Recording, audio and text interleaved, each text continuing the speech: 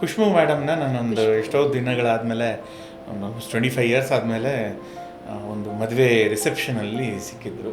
ಅವ್ರಿಗೆ ನಾನು ಮರ್ತೋಗಿದ್ದಾರೆ ಅಂದರೆ ಮರ್ತೋಗಿದ್ದಾರೆ ಈ ಮುಖ ಗೊತ್ತಾಗ್ತಾಯಿಲ್ಲ ಅವ್ರಿಗೆ.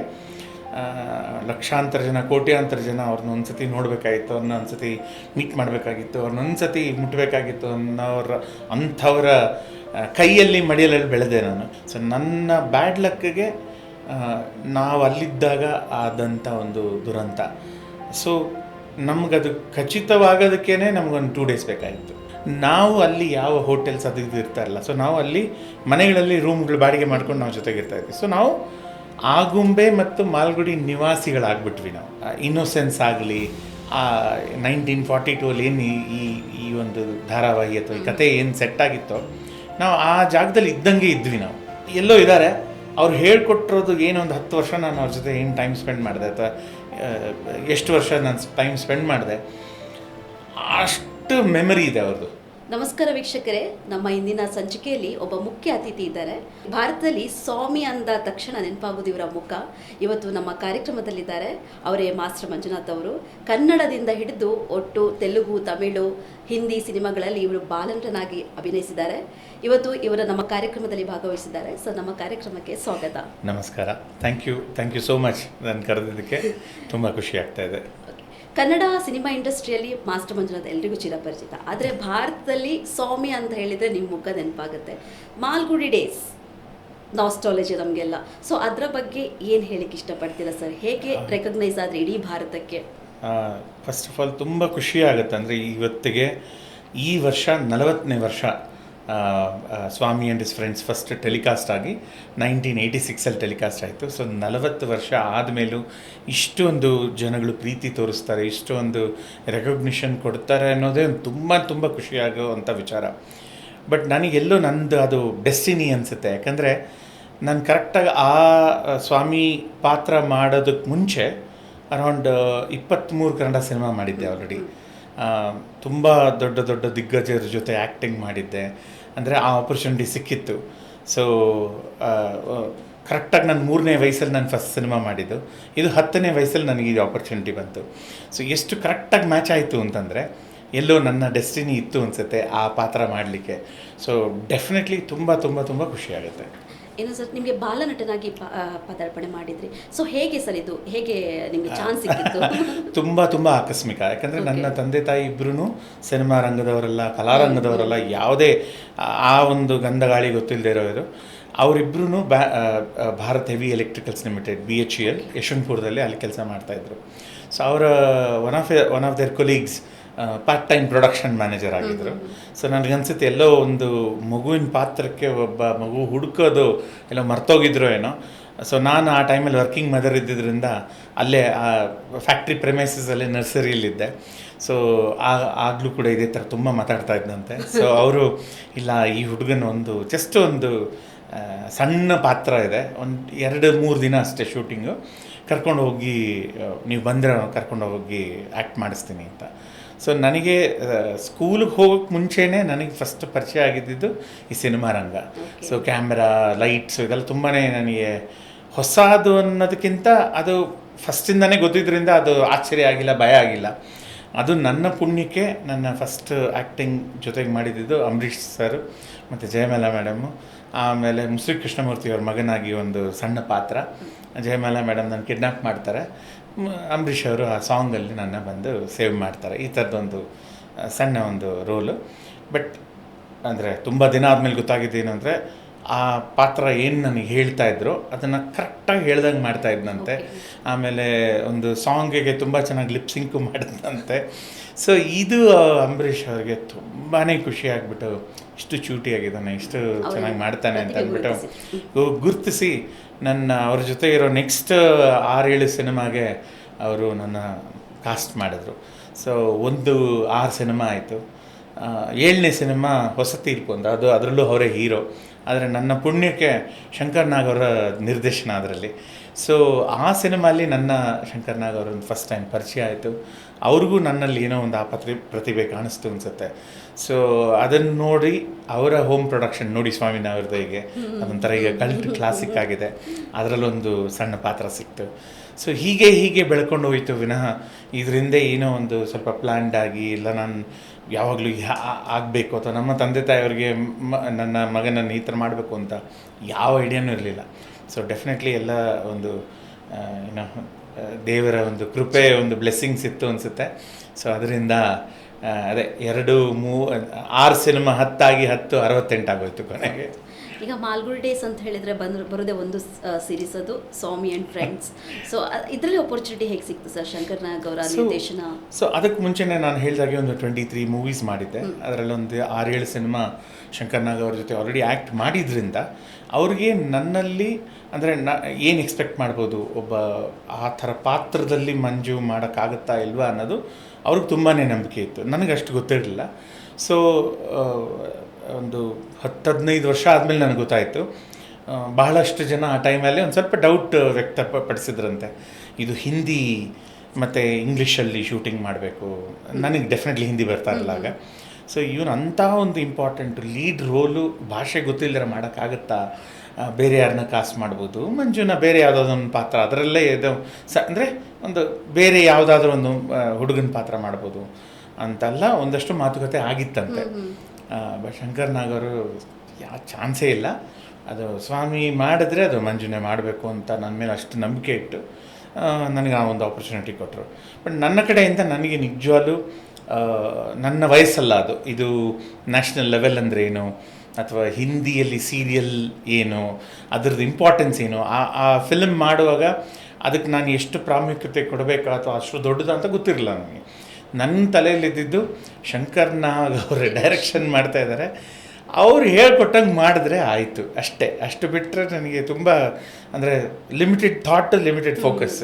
ಅವ್ರು ಹೇಳ್ತಾರೆ ನಾನು ಮಾಡ್ತೀನಿ, ಈ ಥರ ಒಂದು ಇದ್ದಿದ್ದರಿಂದ ಅದರದ್ದು ಏನಂತಾರೆ ಅದರ ಇಂಪಾರ್ಟೆನ್ಸ್ ಗೊತ್ತಿಲ್ಲದೆ ಇರೋದು ನನಗೆ ತುಂಬಾ ಹೆಲ್ಪ್ ಆಯಿತು ಅಥವಾ ವರ್ಕೌಟ್ ಆಯಿತು ಅನಿಸುತ್ತೆ. ಯಾಕಂದರೆ ಅದು ಗೊತ್ತಿದ್ದರೆ ಅಷ್ಟು ನನ್ನ ಮೇಲೆ ಇನ್ನೂ ಪ್ರೆಷರ್ ಜಾಸ್ತಿ ಆಗಿರೋದು.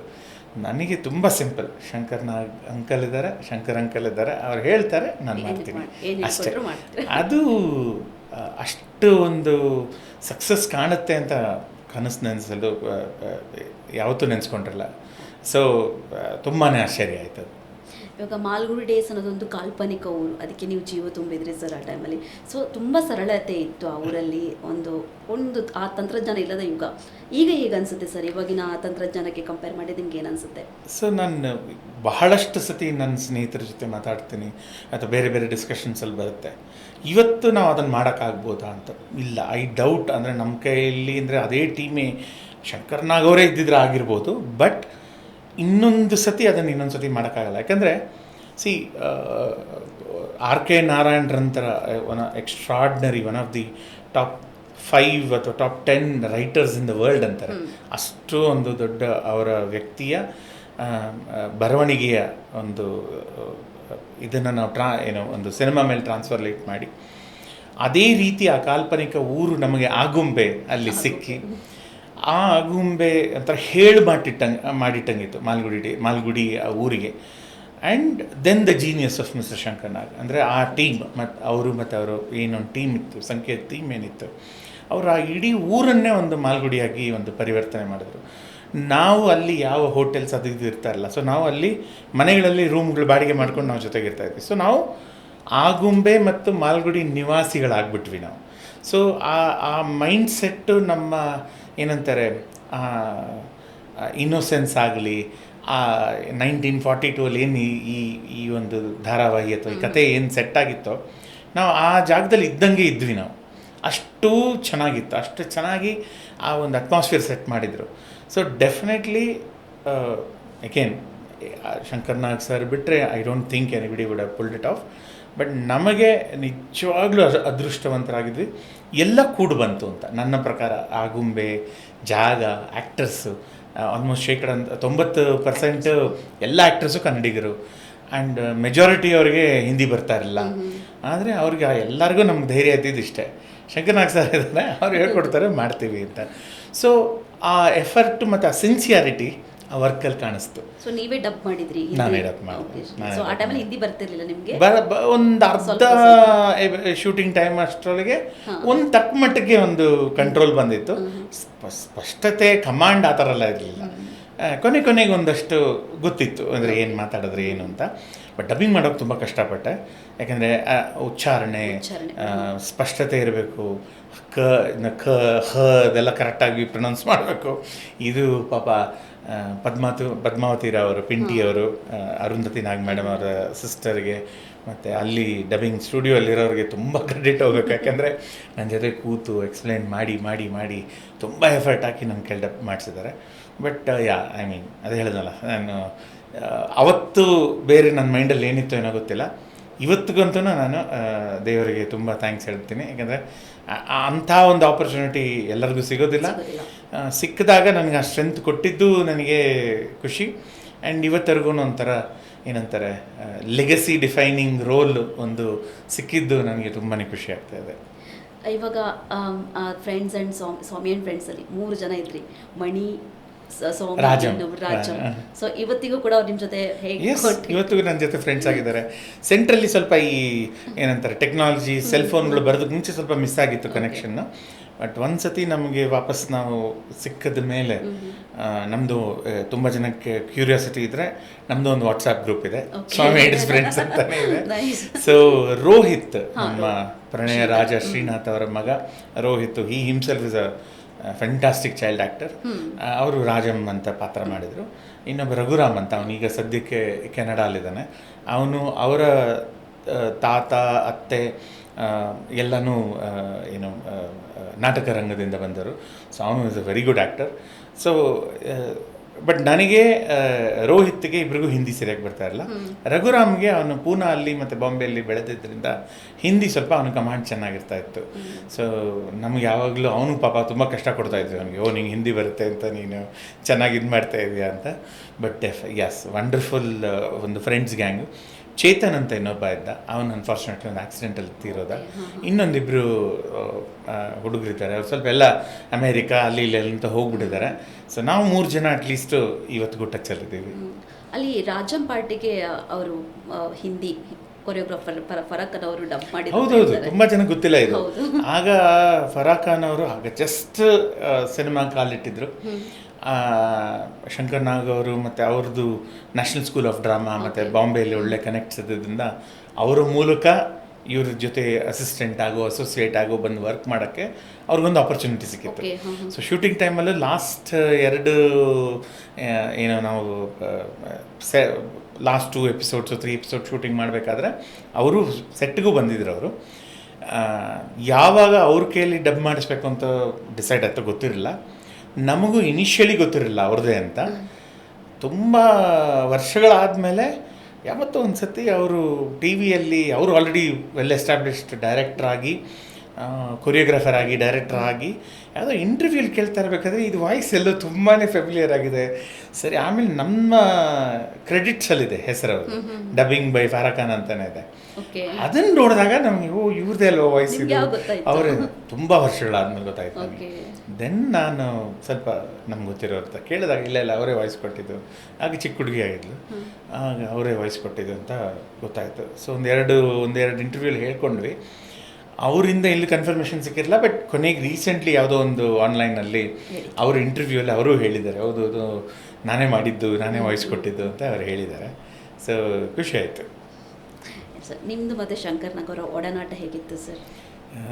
ಮತ್ತು ಆ ರಿಲೇಷನ್ಶಿಪ್ಗೆ ಪದಗಳಿಲ್ಲ, ಅದಕ್ಕೊಂದು ಡೆಫಿನೇಷನ್ ಇಲ್ಲ, ಅದಕ್ಕೊಂದು ವರ್ಡ್ ಇಲ್ಲ.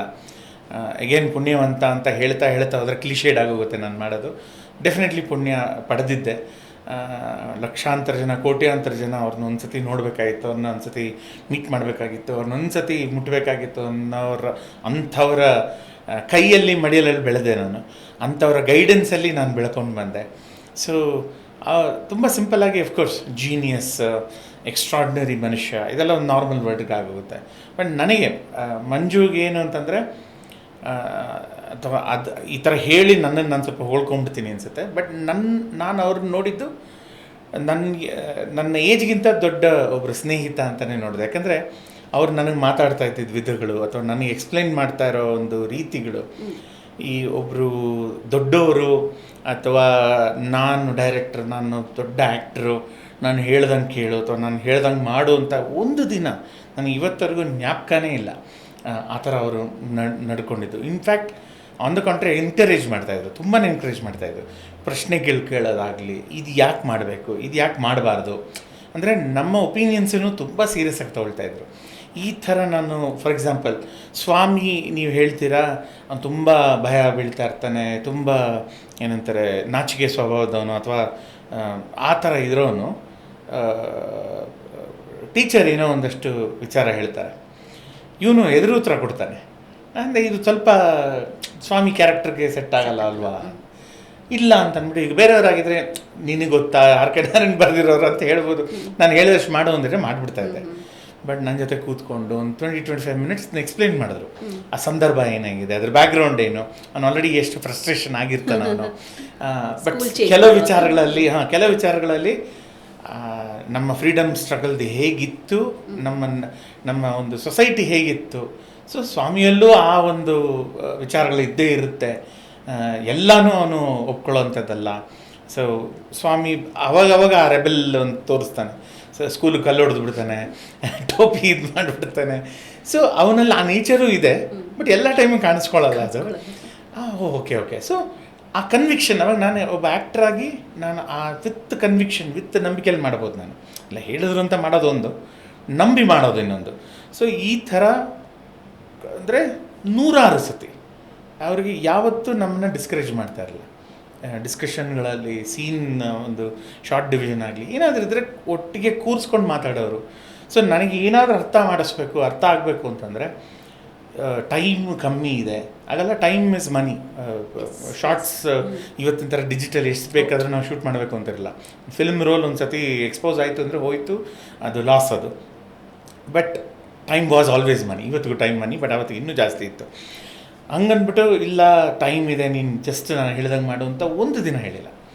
ಏನೇ ಡೌಟ್ ಇದ್ದರೂ, ಏನೇ ಕ್ಲಾರಿಫಿಕೇಷನ್ ಇದ್ರೂ ಕೇಳ್ತಾ ಇದ್ರೆ ಎಕ್ಸ್ಪ್ಲೈನ್ ಮಾಡೋರು. ಆಮೇಲೆ ಬರೀ ಸಿನಿಮಾ ಆ್ಯಕ್ಟಿಂಗು ಬಿಟ್ಟು ನನ್ನ ಪರ್ಸ್ನಲ್ ಲೈಫಲ್ಲೂ ಯಾವ ರೀತಿ ನಂಗೆ ಅಡ್ವೈಸ್ ಕೊಟ್ಟರೆ ನನ್ನ ತಲೆಗೆ ಹೋಗ್ಬೋದು, ಯಾವ ರೀತಿ ನನ್ನನ್ನು ಗ್ರೌಂಡೆಡ್ ಆಗಿಡಬೇಕು, ಯಾವ ರೀತಿ ನನ್ನ ಏನವತ್ತು ಒಂದು ಸಣ್ಣ ಸಕ್ಸಸ್ಸು ನನ್ನ ತಲೆಗೆ ಹೋಗದೇ ಇರೋಕ್ಕೆ ಏನು ಥರ ನನ್ನನ್ನು ಗೈಡ್ ಮಾಡಬೇಕು, ಏನು ಅಡ್ವೈಸಸ್ ಕೊಡಬೇಕು ಅಂತ ಎಷ್ಟು ಚೆನ್ನಾಗಿ ನಾನು ಹೇಳ್ಕೊಟ್ರು ಅಂತಂದರೆ ನನಗೆ ಯಾವತ್ತೂ ಅದು ಅಡ್ವೈಸೇ ಅನಿಸಿಲ್ಲ.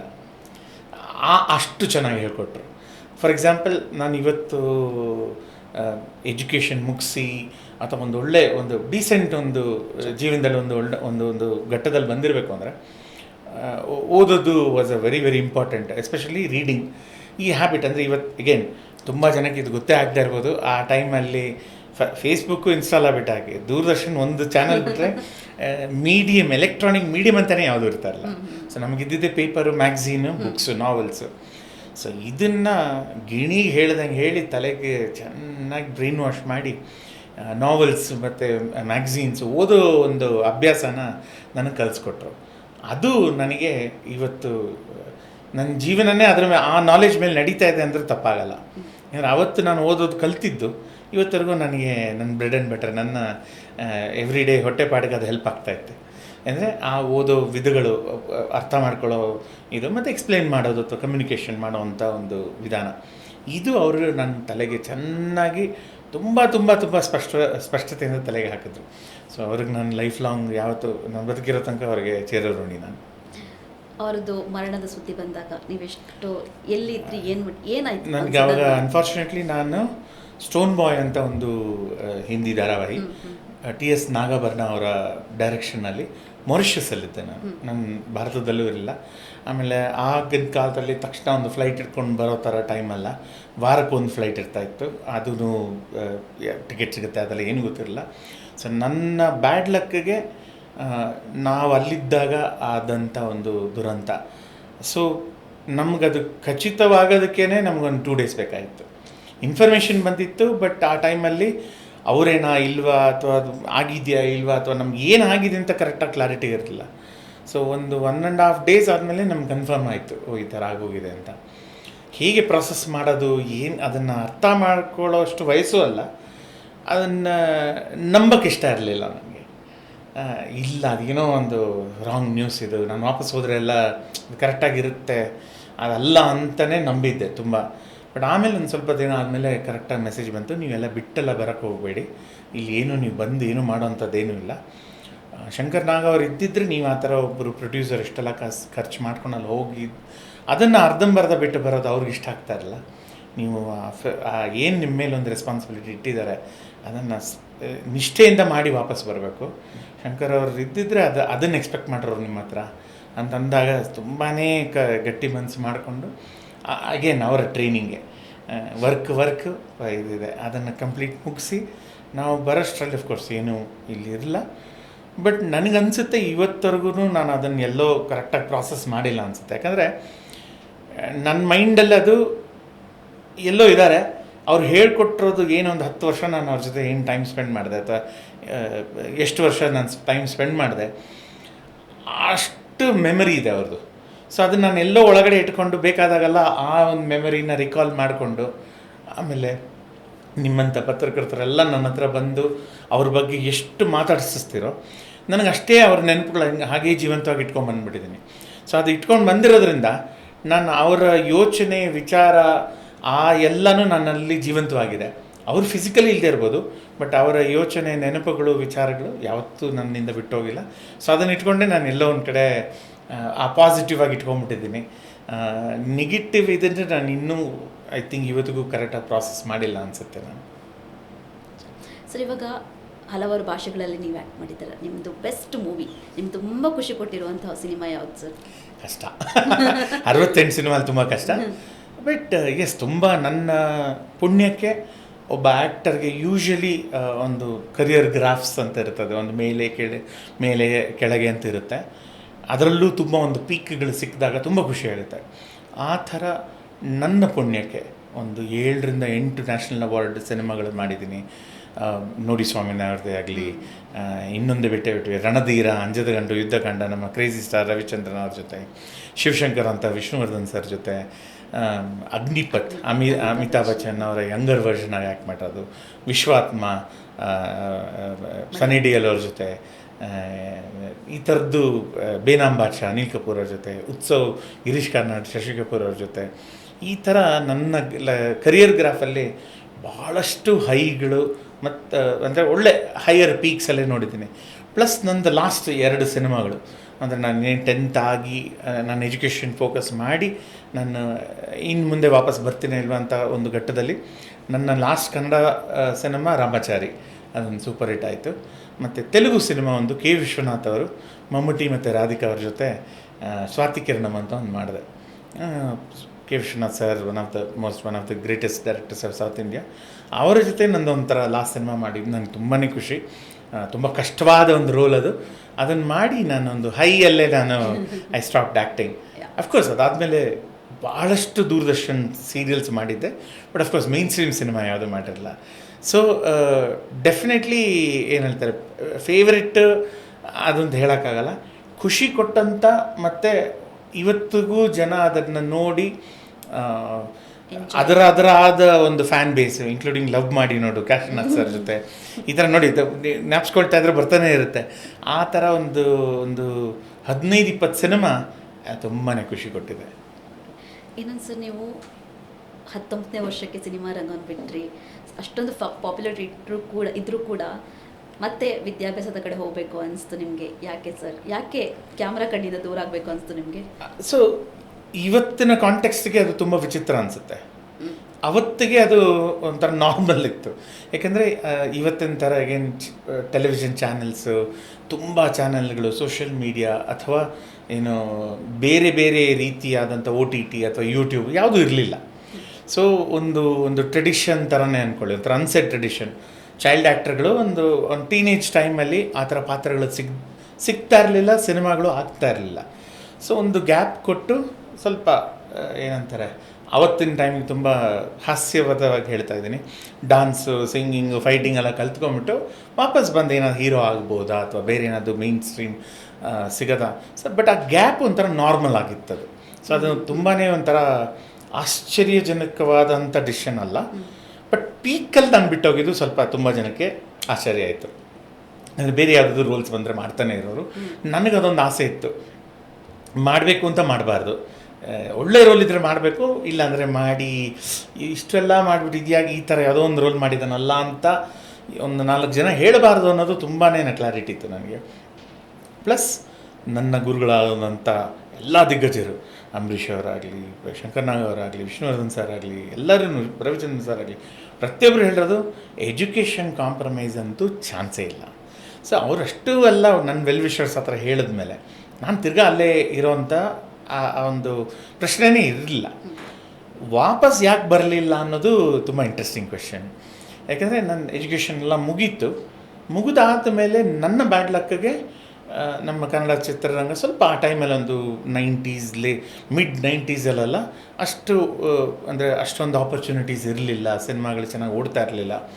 ಸೊ ನನಗೆ ಆ ಟೈಮಲ್ಲಿ ನಾನು ಏನಂತಾರೆ ಎಕನಾಮಿಕಲಿ ವೆಲ್ ಟು ಡೂ ಫ್ಯಾಮಿಲಿಯಿಂದ ಬಂದವನಲ್ಲ. ಯಶವಂತಪುರದಲ್ಲಿ ಒಂದು ಸಣ್ಣ ಮನೇಲಿ ಇದ್ದವನು, ಶೀಟ್ ಮನೆ ಇದ್ದಿದ್ದು ಒಂದು ಮೋಲ್ಡ್ ಮನೆವರೆಗೂ ಬಂದೆ. ನನ್ನ ಟೈಮಲ್ಲಿ ತುಂಬ ಕಾಸು ಇರ್ತಾ ಇರಲಿಲ್ಲ ಆ್ಯಕ್ಟಿಂಗ್ಗಳಿಗೆ. ಇವತ್ತಿನ ಥರ ತುಂಬಾ ಅದರಲ್ಲೊಂದು 2 ಸಿನಿಮಾ ಮಾಡಿಬಿಟ್ರೆ ಒಳ್ಳೆ ಹಣ ಬರುತ್ತೆ, ಆ ಥರ ಪೀರಿಯಡಲ್ಲ, ಆ ಥರ ಟೈಮಲ್ಲ.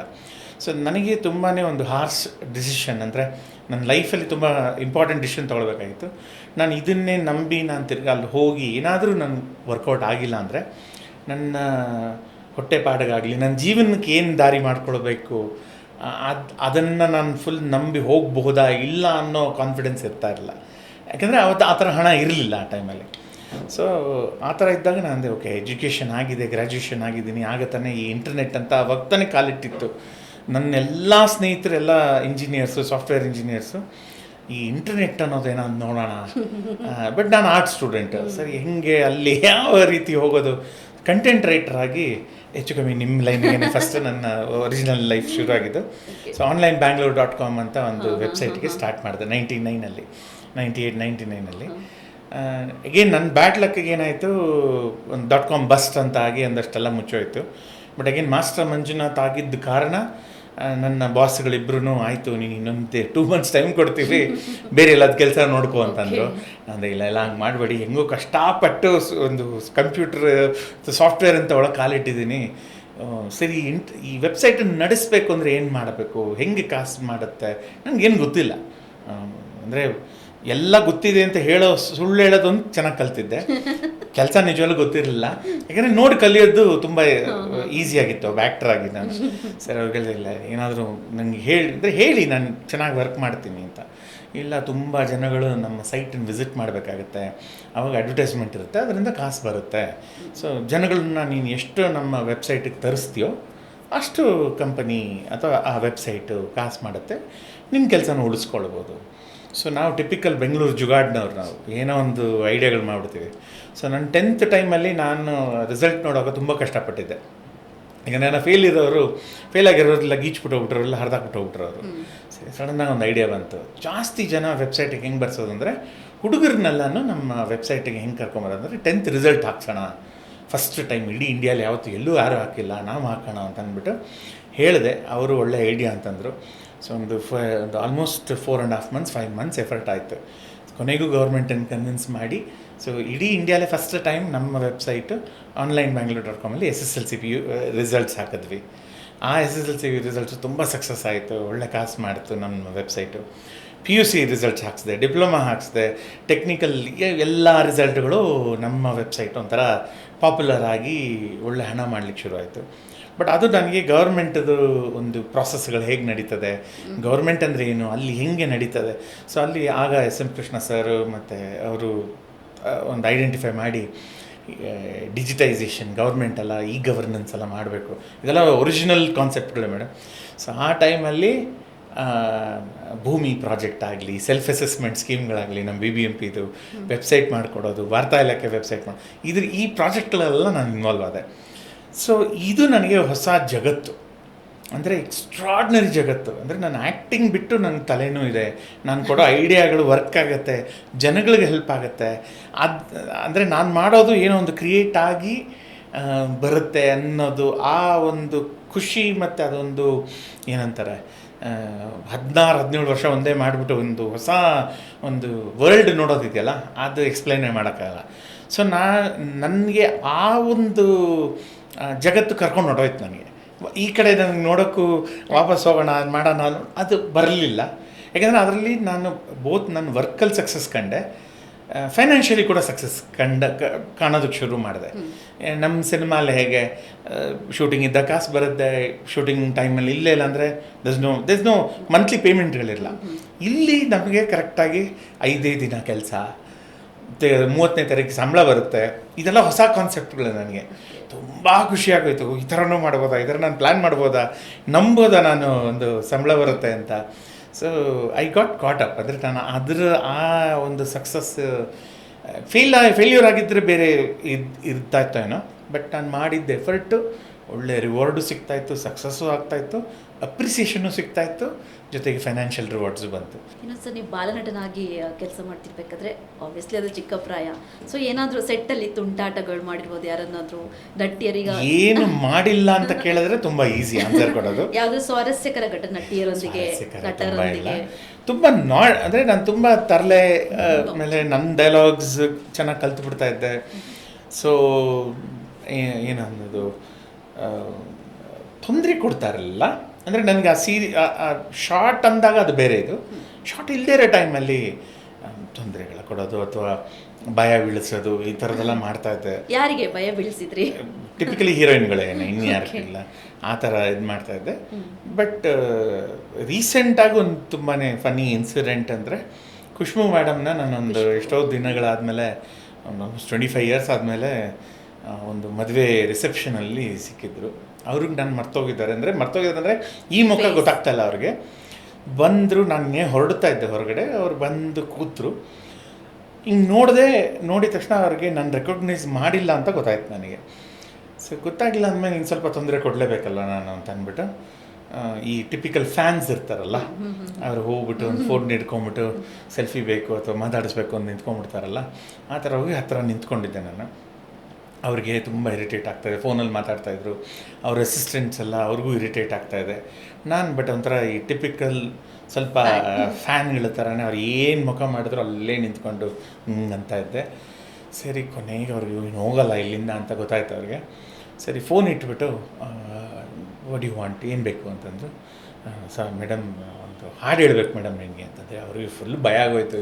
ಇನ್ಯಾರು ಹುಚ್ಚಾನ ಅವನಿಗೆ, ಯಾರೋ ಮಾತಾಡಬೇಕು ಅಂತಾನೆ, ಫೋಟೋ ಬೇಕು ಅಂತಾನೆ, ಹಾಡು ಹೇಳಬೇಕು ಅಂತಾನೆ ಅಂತ. ಏನು ಅಂತ ಇದ್ರು. ಇಲ್ಲ ಹಾಡು ಕೇಳಿ ನಿಮ್ಗೆ ಇಷ್ಟ ಆಗುತ್ತೆ. ಫುಲ್ಲು ಕೋಪ ಬಂತು ಮುಖದಲ್ಲಿ. ತಕ್ಷಣ ಏನು ಹುಡುಗಿರು ಅಂತ ಹಾಡು ಹೇಳಿದೆ. ತಕ್ಷಣ ಅವ್ರಿಗೆ ಜ್ಞಾಪಕ ಬಂತು, ಮಂಜು ಅಂತಂದರು. ತುಂಬ ಖುಷಿ ಪಟ್ಟು ತಪ್ಕೊಂಡು ಸರಿ ಚೆನ್ನಾಗಿ ಮಾತಾಡಿಸಿ ಒಂದು 20-25 ಮಿನಿಟ್ಸ್ ಮಾತಾಡಿ, ಈಗ ಟೆಕ್ನಾಲಜೀಸು ನನ್ನ ವಾಟ್ಸಾಪ್ ವೀಡಿಯೋ ಕಾಲ್ ಮಾಡಿ ನನ್ನ ವೈಫ್ ಮಗನ್ನೆಲ್ಲ ಇಂಟ್ರಡ್ಯೂಸ್ ಮಾಡಿಸಿ ಅವರ ಮಕ್ಕಳ ಬಗ್ಗೆ ಎಲ್ಲ ಮಾತಾಡಿ ತುಂಬ ಟೈಮ್ ಸ್ಪೆಂಡ್ ಮಾಡಿದ್ವಿ. ಸೊ ತುಂಬ ಖುಷಿಯಾದ ಒಂದು ತುಂಬ ಖುಷಿಯಾದ ಒಂದು ನೆನಪುಗಳು. ಸರ್, ಅಮಿತಾಬ್ ಬಚ್ಚನ್ ಜೊತೆ ಆ್ಯಕ್ಟ್ ಮಾಡಿದರೆ ನೀವು ಹೇಗಿತ್ತು ಅವರ ಜೊತೆ ಆ್ಯಕ್ಟ್ ಮಾಡುವಾಗ? ಸೊ ಬಟ್ ಅವರು ಚಿಕ್ಕ ವಯಸ್ಸಿದ್ದು ನನ್ನ ಪಾತ್ರ. ಸೊ ನನಗೆ ಅವ್ರಿಗೆ ಒಟ್ಟಿಗೆ ಒಂದೇ ಸೀನಲ್ಲಿ ಆ್ಯಕ್ಟ್ ಮಾಡೋವಂಥ ಪುಣ್ಯ ಇರಲಿಲ್ಲ. ಬಟ್ ನನ್ನ ಲಕ್ಕಿಗೆ ಏನು ಒಂದು ವಿಲೇಜ್ ಶೂಟಿಂಗ್ ಏನು ನಡೀತಾ ಇತ್ತು, ಅದು ಯಂಗ್ ಆಗಿದ್ದಾಗ ನನ್ನ ಪಾತ್ರ, ಓಲ್ಡ್ ಆದಮೇಲೆ ಅವರು ಅದೇ ವಿಲೇಜಿಗೆ ಬರ್ತಾರೆ. ಸೊ ಆ ಪಾತ್ರ, ಆ ಶೂಟಿಂಗ್ ಮಾಡೋ ಟೈಮಲ್ಲಿ ಗೋವಾಲ್ಲಿ ಒಂದು ಸೆಟ್ ಹಾಕಿದ್ರು. ಸೊ ಬೆಳಗ್ಗೆ ನನ್ನ ಶೂಟ್ ನಡೀತಾ ಇತ್ತು, ಮಧ್ಯಾಹ್ನ ಆದಮೇಲೆ ಅವ್ರ ಶೂಟಿಂಗ್ ನಡೀತಾ ಇತ್ತು, ಅವ್ರು ಮಧ್ಯಾಹ್ನ ಬರೋರು. ಸೊ ಆ ಟೈಮಲ್ಲಿ ನಾನು ಒಂದಷ್ಟು ಇಂಟ್ರ್ಯಾಕ್ಷನ್ ಮಾಡಿದೆ. ನಾನು ಯಂಗರ್ ವರ್ಷನ್ ಆಗಿ ಊಟದ ಟೈಮಲ್ಲಿ ಎಲ್ಲ ಒಟ್ಟಿಗೆ ಕೂತ್ಕೊಂಡು ಊಟ ಎಲ್ಲ ಮಾಡಿ ಆದಮೇಲೆ ಅವ್ರದ್ದು ಶೂಟಿಂಗ್ ನಡೆಯೋ ಟೈಮಲ್ಲಿ ಒಂದಷ್ಟು ಇಂಟ್ರ್ಯಾಕ್ಷನ್ ಆಯಿತು. ಎಷ್ಟು ಡೌನ್ ಟು ಅರ್ತ್ ಪರ್ಸನ್ ಅಂತಂದರೆ ಅದಕ್ಕೆ ಇನ್ನೊಂದು ಸಪ್ರೇಟ್ ಒಂದು ಅರ್ಧ ಗಂಟೆ ಇಂಟರ್ವ್ಯೂ ಕೊಡಬೇಕಾಗುತ್ತೆ. ಬಟ್ ತುಂಬ ಒಳ್ಳೆಯವರು, ತುಂಬ ಡೌನ್ ಟು ಅರ್ತ್. ಆ ಪೀಕ್ ಟೈಮಲ್ಲೂ ಅಷ್ಟೂ ಸರಳತೆ, ಎಲ್ಲ ಜೊತೆ ಕೂತ್ಕೊಂಡು ಒಂದು ಟೀ ಕುಡಿಯೋದಾಗಲಿ, ಮಾತಾಡೋದಾಗಲಿ, ಆ ಥರ ನಾನು ಅಮಿತಾಬ್ ಬಚ್ಚನ್ ಆ ಥರ ಎಲ್ಲ ಏನೂ ಇರ್ತಾ ಇರಲಿಲ್ಲ. ಸೊ ತುಂಬ ಒಂಥರ ನಾನು ಬೇರೆ ಬಿಗ್ ಫ್ಯಾನ್ ಅವ್ರದ್ದು.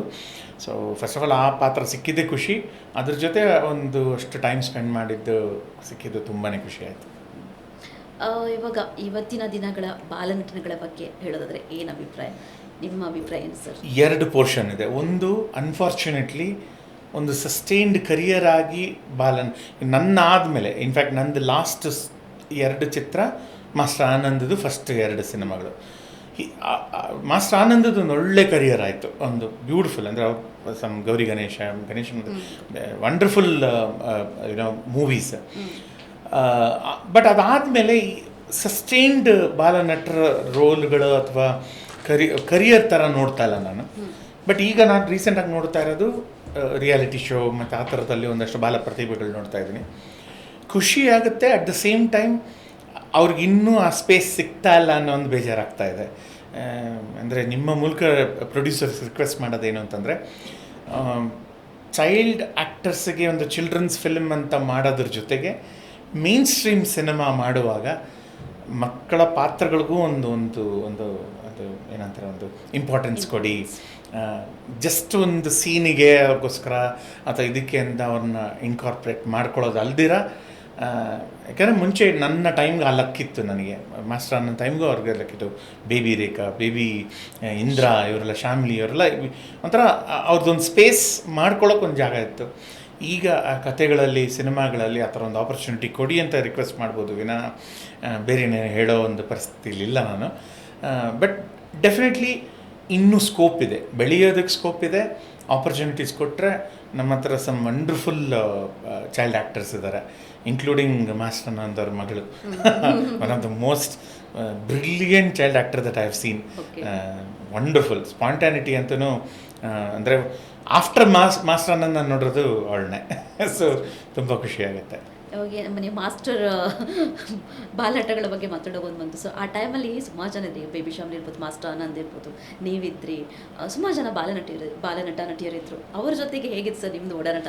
ಯಾವತ್ತಾದ್ರೂ ಒಟ್ಟಿಗೆ ಸಿಕ್ಕಿದ್ಯಾ? ತುಂಬ ಸತಿ ನಾವು ಒಂದು ಫಿಲ್ಮ್ ಆ್ಯಕ್ಟರ್ಸ್ ಅಸೋಸಿಯೇಷನ್ ಫಂಕ್ಷನ್ಗಳು ನಡೀತಾ ಇತ್ತು, ನಾವೆಲ್ಲ ಮೆಂಬರ್ಗಳು ಅದರಲ್ಲಿ. ಮತ್ತು ಇವತ್ತಿನ ಥರ ಅಂತಲ್ಲ ಕಂಪ್ಲೇಂಟ್ ಮಾಡ್ತಾಯಿಲ್ಲ, ಬಟ್ ಅವತ್ತು ಯಾವುದಾದ್ರೂ ಒಂದು ಫಿಲ್ಮ್ ಸಕ್ಸಸ್ ಆದರೆ ಒಂದು ಸಕ್ಸಸ್ ಪಾರ್ಟಿಗಳು ಮಾಡೋರು, ಅಥವಾ 25 ವೀಕ್ಸ್ ಓಡಿದ್ರೆ ಅದಕ್ಕೊಂದು ಫಂಕ್ಷನ್ ಮಾಡೋರು, ಅಥವಾ 100 ಡೇಸ್ ಓಡಿದ್ರೆ ಒಂದು ಫಂಕ್ಷನ್ ಮಾಡೋರು. ಆಗ ನಾವು ಆ್ಯಕ್ಟ್ ಮಾಡದೇ ಇರಲಿ ಎಲ್ಲರೂ ಕನ್ನಡ ಚಿತ್ರರಂಗ ಒಂದು ಫ್ಯಾಮಿಲಿಯಾಗಿ ಬಂದು ಸೇರೋದು. ಸೊ ಇಂಟರ್ಯಾಕ್ಷನ್ಸು ಎಲ್ಲರ ಜೊತೆನೂ ಒಳ್ಳೆಯ ಒಂದು ಸ್ನೇಹ, ಒಂದು ಪ್ರೀತಿ ವಿಶ್ವಾಸ ಇದೆ ಇವತ್ತಿಗೂ. ರೀಸೆಂಟಾಗಿ ಬಾಮಾ ಹರೀಶ್ ಅವರು ತುಂಬ ಒಂದು ದೊಡ್ಡ ಮನಸ್ಸು ಮಾಡಿ ಆಲ್ ಓಲ್ಡ್ ಚೈಲ್ಡ್ ಆ್ಯಕ್ಟರ್ಸ್ನೆಲ್ಲ ಒಂದು ಸತಿ ಸೇರಿಸಿ ನಮಗೆಲ್ಲ ಒಂದು ಸನ್ಮಾನ ಮಾಡಿ, ಸೊ ನಮಗೆಲ್ಲರೂ ಹಳೆ ಫೋನ್ ನಂಬರ್ಸ್ಗೆಲ್ಲ ಸಿಕ್ಕಿ ನಾವೊಂದು ಇನ್ನೊಂದು ವಾಟ್ಸಪ್ ಗ್ರೂಪ್ ಮಾಡ್ಕೊಂಡ್ಬಿಟ್ಟಿದ್ದೀವಿ. ಸೊ ಈಗಲೂ ಎಲ್ಲ ಹಳೆಯ ಚಿತ್ರಗಳು ಬಂದಾಗ ಅದಕ್ಕೊಂದು ಅವರಿಗೆ ಒಂದು ಮೆಸೇಜ್ ಹಾಕಿ, ಆ ಟೈಮಲ್ಲಿ ಇಷ್ಟು ಒಳ್ಳೆಯ ಒಂದು ಪಾತ್ರ ಮಾಡಿದ್ದೀರಾ ಅಂತ ಒಂದು ಅಪ್ರಿಸಿಯೇಷನ್ನು ಮಾಡ್ತೀವಿ. ಓಕೆ ಸರ್, ಈಗ ಸಿನಿಮಾ ಪ್ರಸಿದ್ಧಿ ಇಲ್ಲ ನಿಮಗೆ. ಸಿನಿಮಾ ಪ್ರಸಿದ್ಧಿ ಇಲ್ಲದ ಇವಾಗಿನ ಜೀವನ ಹೇಗಿದೆ, ನೆಮ್ಮದಿ ಜೀವನ? ನಮ್ಮದೊಂಥರ ತುಂಬ ಇಂಟ್ರೆಸ್ಟಿಂಗ್ ಇದೆ. ನಾನು ಆರ್ಟಿಸ್ಟ್ ಅಸೋಸಿಯೇಷನ್ ಒಬ್ಬ ಮೆಂಬರ್ ಆಗಿರೋದ್ರಿಂದ ನಾವು ಅವಾಗವಾಗ ಒಂದು ಮೀಟಿಂಗ್ಗಳಾಗ್ತಾ ಇರ್ತದೆ, ಸೇರ್ತಾ ಇರ್ತೀನಿ, ಅಥವಾ ಫಂಕ್ಷನ್ಗಳಲ್ಲಿ. ನಮ್ಮ ಪರ್ಸ್ನಲ್ ಟಚ್ ಯಾವತ್ತೂ ಬಿಟ್ಟೋಗಿಲ್ಲ ನನಗೆ. ಸೊ ಎಲ್ಲರ ಜೊತೆ ಏನೊಂದು ಕನೆಕ್ಷನ್ ಆಗಲಿ, ಪ್ರೀತಿ ವಿಶ್ವಾಸ ಆಗಲಿ, ಅದು ಹಾಗೆ ಕಂಟಿನ್ಯೂ ಆಗ್ತಾಯಿದೆ. ಅಟ್ ದ ಸೇಮ್ ಟೈಮ್ ನನಗೆ ತಿಳಿದ ಮಟ್ಟಿಗೆ ತುಂಬ ಚೇಂಜ್ ಆಗಿದೆ ಇವತ್ತು. ನಾನಿದ್ದ ಟೈಮಿಗೆ ಏನು ಶೂಟಿಂಗ್ ಸೆಟ್ಟಲ್ಲಿ ಹೇಗಿರ್ತಾಯಿತ್ತು, ಈಗ ಡಿಜಿಟಲ್ ಮೀಡಿಯಮ್ ಏನೆಲ್ಲ ಒಂದು ಕಂಫರ್ಟ್ ಅಥವಾ ಬೆನಿಫಿಟ್ ಸಿಕ್ಕಿದೆ, ನೆಗೆಟಿವ್ಸು ಇದೆ, ಆ ಥರ ಎಲ್ಲ ಹೇಳ್ತಾರೆ. ಸೊ ಅಷ್ಟು ನನಗೆ ಅವೇರ್ನೆಸ್ ಇಲ್ಲ. ಬಟ್ ಹೊರಗಡೆಯಿಂದ ನೋಡಿದಾಗ ಒಳ್ಳೆ ಸಿನಿಮಾಗಳು ಬಂದರೆ ಅವತ್ತು ಅಷ್ಟೇ ಎಂಜಾಯ್ ಮಾಡ್ತಾಯಿದ್ದೆ, ಇವತ್ತು ಇನ್ನೂ ಜಾಸ್ತಿ ಎಂಜಾಯ್ ಮಾಡ್ತಾಯಿದ್ದೀನಿ. ಯಾಕಂದರೆ ಏನು ನಮ್ಮ ಗ್ರೋತ್ ಏನಿದೆ ಈಗ, ಡಿಜಿಟಲ್ ಟೆಕ್ನಾಲಜಿನ ಯೂಸ್ ಮಾಡಿ ಇನ್ನೂ ಎಂಥ ಎಕ್ಸ್ಟ್ರಾರ್ಡ್ನರಿ ಸಿನಿಮಾಗಳು ಮಾಡ್ತಾಯಿದ್ದೀವಿ. OTT ಪ್ಲ್ಯಾಟ್ಫಾರ್ಮ್ಸು ಮತ್ತು ಈ ಥರ ಡಿಜಿಟಲ್ ಮೀಡಿಯಾ ಪ್ಲ್ಯಾಟ್ಫಾರ್ಮ್ ಸಿಕ್ಕಿದ ಮೇಲೆ ಮುಂಚೆ ಏನು ಕಷ್ಟ ಆಗ್ತಾಯಿತ್ತು ಪ್ರೊಡ್ಯೂಸರ್ಸ್ಗೆ, ಡೈರೆಕ್ಟರ್ಸ್ಗೆ, ಅವರ ಕತೆಗಳನ್ನ ಜನಗಳಿಗೆ ಸೇರಿಸೋದಕ್ಕೆ ಏನು ಕಷ್ಟ ಆಗ್ತಾಯಿತ್ತು, ಅದು ಎಲ್ಲೋ ಒಂದಷ್ಟು ಈ ಪ್ಲ್ಯಾಟ್ಫಾರ್ಮ್ಗಳಿಂದ ಸ್ವಲ್ಪ ಮಟ್ಟಿಗೆ, ತುಂಬ ಅಲ್ಲ, ಸ್ವಲ್ಪ ಮಟ್ಟಿಗೆ ಒಂದು ದಾರಿ ತೋರಿಸಿದೆ, ಸ್ವಲ್ಪ ಈಸಿ ಆಗಿದೆ ಅಂತ ಅಂದ್ಕೊಂಡು ಖುಷಿ ಆಗ್ತಾಯಿದೆ. ಅಟ್ ದ ಸೇಮ್ ಟೈಮ್ ನಮ್ಮದೇ ಒಂದು ಕನ್ನಡ ಒಂದು OTT ಪ್ಲ್ಯಾಟ್ಫಾರ್ಮ್ ಬರಬೇಕು, ಎಲ್ಲ ಇದರಲ್ಲೂ ನಮಗೊಂದು ಸಪ್ರೇಟ್ ಒಂದು ಇದು ಬರಬೇಕು, ಅದಕ್ಕೆ ನಾವೆಲ್ಲ ಯಾಕೆ ಒಗ್ಗೂಡಿ ಒಳ್ಳೆ ಕಂಟೆಂಟ್ ಕೊಡ್ತಾ ಇಲ್ಲ ಅನ್ನೋ ಒಂದು ಕೊರಗು ಇದೆ. ಸೊ ಡೆಫಿನೆಟ್ಲಿ ನಾನು ಬರೀ ಹೇಳೋದು, ಕ್ರಿಟಿಸೈಸ್ ಮಾಡೋದು ಈಸಿ ಆಗ್ಬೋದು, ಬಟ್ ಎಲ್ಲರೂ ಸೇರಿ ನಾವು ಏನಾದರೂ ಕಾಂಟ್ರಿಬ್ಯೂಟ್ ಮಾಡಿ ಒಂದು ಯೋಚನೆ, ಒಂದು ಒಂದು ಒಂದು ಒಂದು ಫೋರಮ್ ಥರ ಮಾಡಿ ವೆಲ್ ವಿಷರ್ಸ್ನೆಲ್ಲ ಸೇರಿ ಏನಾದ್ರು ನಮ್ಮ ಕ್ವಾಲಿಟಿನ ಇಂಪ್ರೂವ್ ಮಾಡಿಕೊಂಡು, ಅಥವಾ ಆ ಮಾಧ್ಯಮಕ್ಕೆ ನಾವೆಲ್ಲ ಸೇರಿ ಏನಾದರೂ ಒಂದು ಕಾಂಟ್ರಿಬ್ಯೂಟ್ ಮಾಡಿದ್ರೆ ಇನ್ನೂ ಚೆನ್ನಾಗಿ ಮಾಡ್ಬೋದು ಏನೋ ಅನ್ನೋ ಒಂದು ಯೋಚನೆ ಏನೋ ಇದೆ. ಆಸೆಗಳು ಜಾಸ್ತಿ ಇದೆ, ಮಾಡೋದಕ್ಕೆ ಟೈಮು ಮತ್ತು ಆಪರ್ಚುನಿಟಿ ಕಮ್ಮಿ ಇದೆ. ಸರ್, ಕೊನೆಯದಾಗಿ ಇವತ್ತಿನ ಕನ್ನಡ ಇಂಡಸ್ಟ್ರಿ ಬಗ್ಗೆ ಹೇಳೋದಾದರೆ ತುಂಬ ಆರೋಪಗಳಿದ್ದಾವೆ. ಕನ್ನಡ ಮೂವಿ ನೋಡಲ್ಲ ಯಾರು ಕೂಡ, ಪ್ಯಾನ್ ಇಂಡಿಯಾ ಮೂವಿಗಳನ್ನು ಬಂದು ನೋಡ್ತಾ ಇದ್ದಾರೆ. ಇದರ ಬಗ್ಗೆ ನಿಮ್ಗೆ ಏನು ಅನ್ಸುತ್ತೆ? ಐ ಥಿಂಕ್ ಇಟ್ಸ್ ಆಲ್ ಅವರವರ ಇಂಡಿವಿಜುವಲ್ ಪರ್ಸೆಪ್ಷನ್ಸ್ ಅನಿಸುತ್ತೆ. ಪ್ರತಿ ಆವಾಗಲೂ ಇವಾಗಲೂ ಸಕ್ಸಸ್ ಪರ್ಸೆಂಟೇಜ್ ಅಂತ ನೋಡಿ, ಆಗಲೂ ಸಿನಿಮಾಗಳು ಓಡ್ತಾನೂ ಇರಲಿಲ್ಲ. ಅವತ್ತು ಇಷ್ಟು ಅವೇರ್ನೆಸ್ ಇರಲಿಲ್ಲ, ಸೊ ಓಡದಿರೋದ್ರ ಬಗ್ಗೆ ಅಷ್ಟು ಮಾತಾಡ್ತಾ ಇರಲಿಲ್ಲ ನಾವು. ಇವತ್ತು ನಮಗೆ ಎಲ್ಲರಿಗೂ ಒಂದು ಒಳ್ಳೆ ಪ್ಲ್ಯಾಟ್ಫಾರ್ಮ್ ಇದೆ. ಯೂಟ್ಯೂಬಿಂದ ಹಿಡಿದು ನಮ್ಮದೇ ಆದ ಒಂದು ಇನ್ಸ್ಟಾಗ್ರಾಮು, ಫೇಸ್ಬುಕ್ಕಲ್ಲಿ ಒಂದು ಸ್ಟೇಟ್ಮೆಂಟ್ ಕೊಡೋ ಎಬಿಲಿಟಿ ಇದೆ. ಆದ್ದರಿಂದ ನಾವು ಇಲ್ಲ ಬರ್ತಾಯಿಲ್ಲ ಮಾಡ್ತಾಯಿಲ್ಲ ಅಂತ ಹೇಳ್ತಾ ಇರಬಹುದು, ನಿಜಾನೂ ಇರ್ಬೋದು, ಇಲ್ಲದೆ ಇರ್ಬೋದು. ಬಟ್ ನನ್ನ ಪ್ರಕಾರ ವೈಯಕ್ತಿಕವಾಗಿ ಪ್ರಕಾರ ಒಳ್ಳೆ ಕಂಟೆಂಟ್ ಕೊಡಿ, ಜನ ಬರ್ತಾರೆ. ಅದಕ್ಕೆ ಹಲವಾರು ಎಕ್ಸಾಂಪಲ್ಸ್ ರೀಸೆಂಟಾಗಲ್ಲ, ಒಂದು ಲಾಸ್ಟ್ 5 years ಅಂತಿದೆ. ಒಳ್ಳೊಳ್ಳೆ ಸಿನಿಮಾಗಳು, ಹೈ ಬಜೆಟ್ ಸಿನಿಮಾಗಳು, ಲೋ ಬಜೆಟ್ ಸಿನಿಮಾಗಳಿಗೆ ಇಲ್ಲ ನಿಮಗೆ ಥಿಯೇಟ್ರಲ್ಲಿ ಒಂದು ರೆಸ್ಪಾನ್ಸ್ ಇದೆ, ಅಥವಾ OTTಲಿ ರೆಸ್ಪಾನ್ಸ್ ಇದೆ. ಇಲ್ಲ ಅನ್ನೋಕ್ಕಾಗಲ್ಲ. ನಾವು ಅಂದ್ಕೊಂಡಷ್ಟು ರೆಸ್ಪಾನ್ಸ್ ಇಲ್ಲದೆ ಇರ್ಬೋದು. ನಮಗೆ ಅದರಲ್ಲಿ ಇವತ್ತಿಗೂ ಆ ಪಾಲಿಟಿಕ್ಸ್ ನಡೀತಾ ಇರಬಹುದು.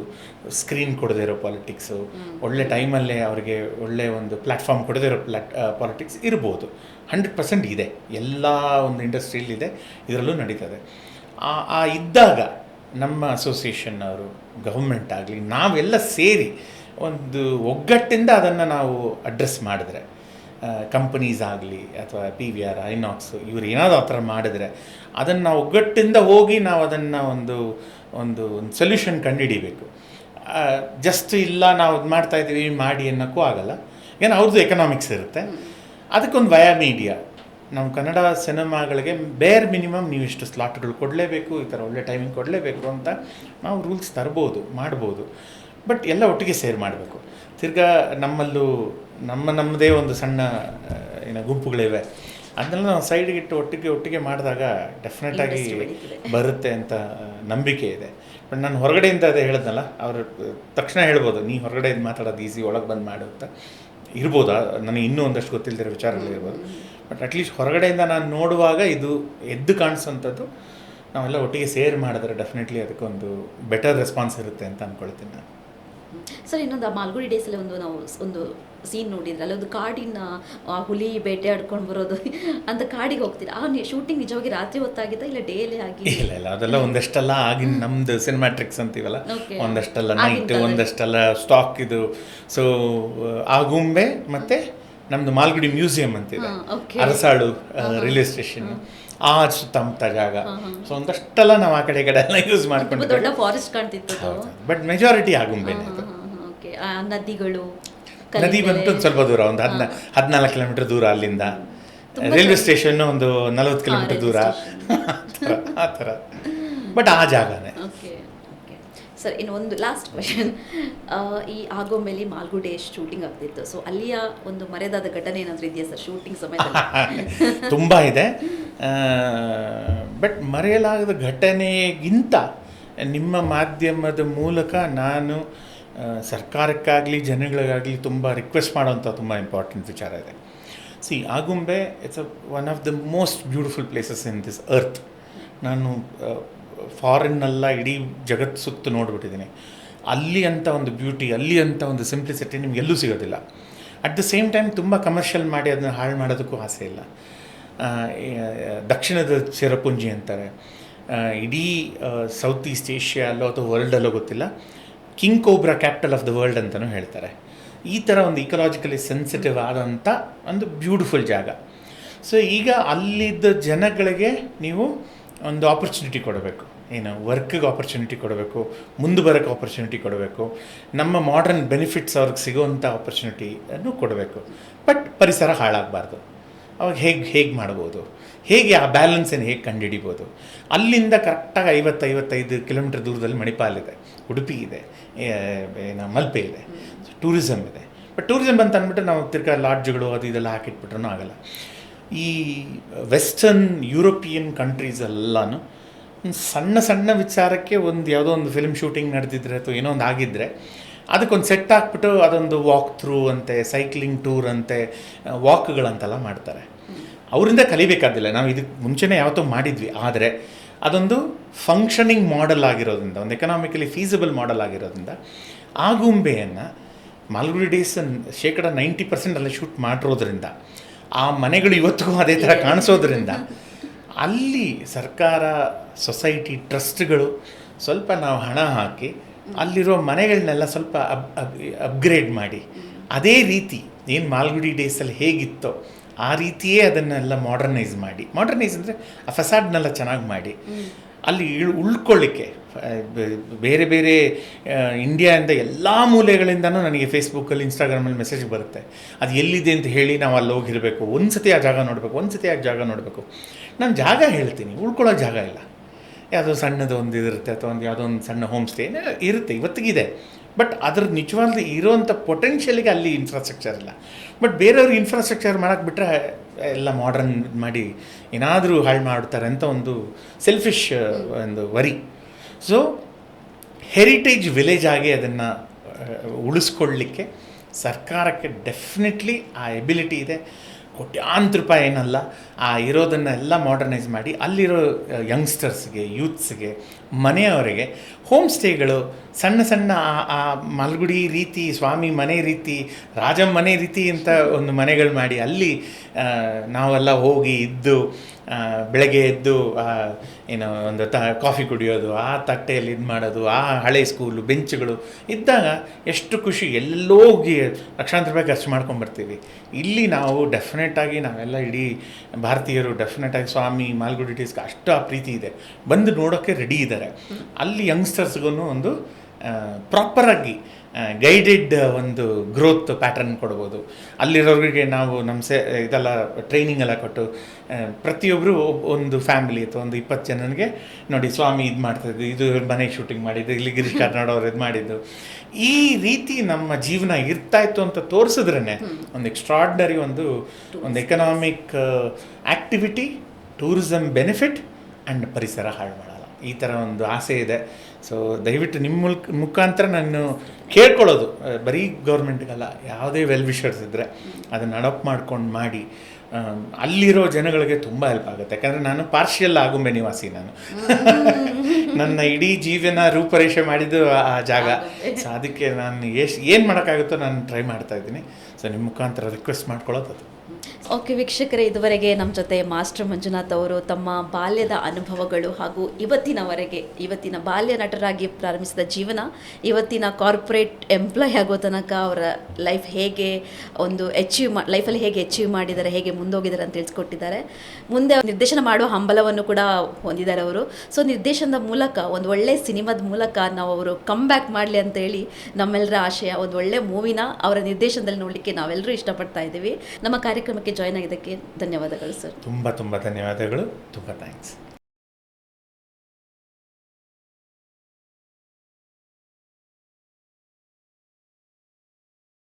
ಹೆಚ್ಚಿನ ಸುದ್ದಿ ಅಪ್ಡೇಟ್ಗೆ ಈಗಲೇ ದ ಫೆಡರಲ್ ಕರ್ನಾಟಕ ಯೂಟ್ಯೂಬ್ ಪೇಜನ್ನು ಸಬ್ಸ್ಕ್ರೈಬ್ ಮಾಡಿ.